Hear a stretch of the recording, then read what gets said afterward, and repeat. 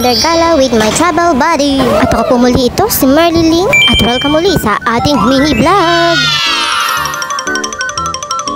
And for the vlog, tayo ay magsisailing from Keelung to Phong-Hu by Norwegian Spirit. At makakasama natin ang dalawang batuta ko na pagkalikot-likot. At dito susubukan nga talagang iyong pasensya.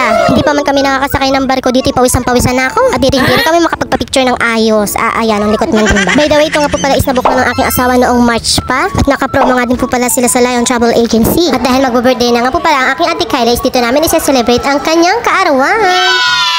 Maaga nga po pala kami umalis ng bahay at nagtaksi lang po kami papunta sa Keelung Port at doon na rin po kami kumain ng almusal. At tumambay na lang din po ng kaunti ang minuto dito sa may Maritime Plaza para antayin po yung 11 o'clock na open ang pag-check-in baggage po namin. At dito nga'y pinipilit kong pakalmahin ang aking sarili dahil yan ang nilikot at takbo ng takbo. Di na nakapag-makeup pagka ganyan talagang kasama ng mga batuta. Wala na makeup at ayos na talaga naman sila nagsisipagtakbuhan na doon. Di na naka-aura. Pero kahit ganun pa man is challenging talaga tong gana rin pagka may kasama kang batuta.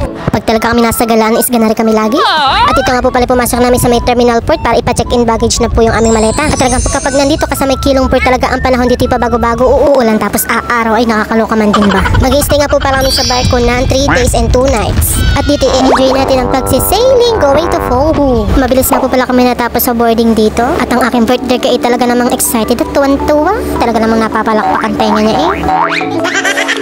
Bali magkaiba nga po pala sila ng pagproproseso ng Costa Serena at ng Norwegian Spirit. Dahil dito pala kami sa may boarding area is binigay na nga po pala nila yung aming keycard na gagamitin namin sa room po namin o yung access namin sa barko. At dito hindi na nga po pala kami dumaan sa immigration dahil Taiwan Island din naman po yung pupuntahan namin dito sa may Phong-Hu kaya hindi na po nila tinatakan yung aming passport. Dahil sobrang aga nga po pala namin kami nga po palang kaunahang pasahero na makakapasok sa loob ng barko. Kaya naman kami mag-anak na rin ay tuwan-tuwa eh. Ayan, tinang nyo. At ito nga din po pala ang first time ng NCL Spirit na magdaong dito sa Keelung Port. At kami po ang unang pasahero nila na kanila nadalhin sa may Phong-Hu. At ang alam ko po is hanggang 3 months sila dito na magbabalik-balik. At dito nakapromo nga din po pala sila. Kaya ayun, sa mga gusto pong maka-experience din dito ng cruising is ayun nga lang po, check na lang po sa travel agency nila dito sa may Keelung or search na lang din po yung Lion Travel Agency or Keelung Port po. Meron po sila dito noon. At ito na, nakasampa na nga po pala tayo ng barko at talaga naman nakaka-overwhelm po ang pag-welcome sa amin ng mga crew dito. At dito sa pagpasok namin nga po pala is in-scan na rin po namin yung aming card. At nagkumpisa na nga po pala kaming ikutin at alamin kung ano yung mga nasa loob po nito. Kaya tara, samahan nyo kami! 难以忘记初次见你，一双迷人的眼睛，在我脑海里，你的身影挥散不去。握你的双手，感觉你的温柔，真的有点透不过气。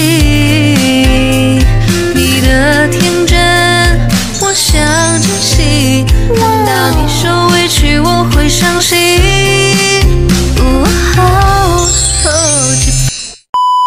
Mamaya na natin ituloy yung kanta. Sa pagpasok nga po pala namin dito sa barko sa 12 floor na po pala kami dumiretso at kumain uli ng kauntian dahil hindi pa po open yung aming cabin room. Kaya magpapalipas muna tayo ng oras dito para mag-ikot-ikot at magmuni-muni. May 6 na free restaurant nga po pala dito na pwede niyong kainan at wala po itong bayad. Kaya hindi mo na iisipin pa kung ano yung mga bibili ng kakainin mo dito dahil dito ay 1 to sawa na po ang pagkain. Yung food nga po pala ni dito is kasama na po dun sa binayaran nyo sa ticket dito. At ang sabi is mga kamura ka daw talaga pagka magbabarko ka kaysa aeroplano. Or same price lang din po. Kasi kung dito ka sa barko hindi mo na iisipin yung mga kakainin mo dahil unlimited naman po dito at wala ka nang gagastusin sa pagkain. Umabot nga po pala kami ng 16 hours ng pagsisailing from Keelung to Phong-Hu po. Sa haba nga po pala ng oras na aming pagsisailing is madami naman po kayo mapumuntahan mga event din dito at hindi ka rin po talaga mapoboring. At kung tatanungin niyo naman po kami base sa price po ng ticket nila dito is depende sa lugar at destination po na pupuntahan ninyo. Kung ilang araw kayo mag-iisay sa loob ng barko, kami po dito is kanya-kanya kami ng gastos. Kikiti kami sa pamasahe namin para daw hindi masakit sa bulsa ni asawa. From Keelung to Phong-Hu po is mga 12k NT per head. At kapag kabata naman po is mga 4k NT naman po. Bali same lang din po na magagastos niyo sa barko at sa pag-aeroplano po pagkapapunta rin kayo ng Phong-Hu. At kung ang habol niyo po is yung cruising experience po dito is dito na may enjoy mo siya. Talaga naman napaka-unforgettable moment. Bali kasama na din po sa 12k yung inyong accommodation po dito. At additional $20 per night for the room service po. Dito may mga event and activities din po sila na pwede nyong atinan. Akala ko Pilipino na may-ari nitong barko dahil kahit saan man ako lumingon dito is puro Pinoy po yung mga nagtatrabaho dito. Kaya naman nakakatuwa at nakaka-proud naman po talaga ang mga Pilipino at yan, sisipag din po talaga. At hindi rin po biro mawawalay tayo sa mga pamilya natin. Kahit mahirap man is malalampas at malalampasan natin yung hamon ng ating buhay. Natin laban lang tayo mga Pinoy. Kaya tara, samahan nyo muna kami mag-enjoy at mag-ikot-ikot ulit dito. Napadpad nga po pala tayo sa Deck 7 sa Stardust Theater at dito nga ay nagper-perform ang aking mga batuhin. Naku, napakalikot talaga. At ito ang kanilang audience ay isa laang. Ayan, sorong-soro namin. Nilibutin nga po pala namin itong Spirit Casino at ang kanilang social club and nightclub dito. At ito nga din daw po pala ang unang target ng aking asawa na makakanta siya dito sa kanilang karaoke club. At dito hindi na nga po pala mapakali ang aking asawa sa kakahanap ng kanyang song na kakantahin mamayang gabi. Itong nire-ready namin ang aming napakagandang boses. At ngayon naman napunta tayo sa Deck 8 dito sa may photo gallery nila and photo studio na kung saan meron silang exhibit dito na talaga namang mamamangha ka sa ganda at galing ng kanilang mga drawing dito. Sa paglabas nga po pala namin dito sa art gallery is napadpad naman kami dito sa may Magnon Champagne Wine Bar. Dito pa rin din po ito sa may Deck 8 at dito nga po pala is meron silang malaking screen na TV. Sa kalalakad nga po pala namin dito is napagod na nga po pala aking mga Jonakis kaya naman nakapagpahinga kami dito at naupo ng kaunti ang minuto. At ngayon napunta naman sa deck dito sa may fitness center. Hindi pa nga po pala umaalis ang barko dito at naka-stay pa rin dito nga po sa may Kilong Fort. Kaya naman kami nagpahinga muna dito sa may deck sa may spinner ng observation lounge. At dito pinagmamasdan nga po pala namin ang paglakas ng ulan. At hindi pa po naka-open yung kanilang mga program and event and activities po dito. Kaya ayun, lalo muna tayo sa ngayon. At dito nga po pala is pwede na nga po pala kami pumasok sa aming cabin room pero wala pa po yung aming maleta. At siguro may bago umalis itong barko is dadating din yung aming maleta dito sa kwarto namin. Kaya naman kami hindi na ho nabahala. Sa pagpasok nga po pala namin dito ang aking mga nakituan-tuwa. At dito itutur ko nga po pala kayo sa aming cabin room. Wala nga po palang window at balcony yung aming kinuhang cabin dito dahil mahal po at doble presyo po yung price niya pag kayo nang kukuhanin nyo. Kaya sa premium lang po tayo. At dito nga po palang aking mga anak ay natakot na takot sa tulog nitong pag-flush nitong toilet. At sa pag-flush nga po palang itong toilet is kailangan nakasarado para sa aeroplano lang po baka higutin ka pag hindi mo sinaraduhan to. At dito nga aking dalawang batot ay takot na takot kaya naman tinakot ko pa sila lalo.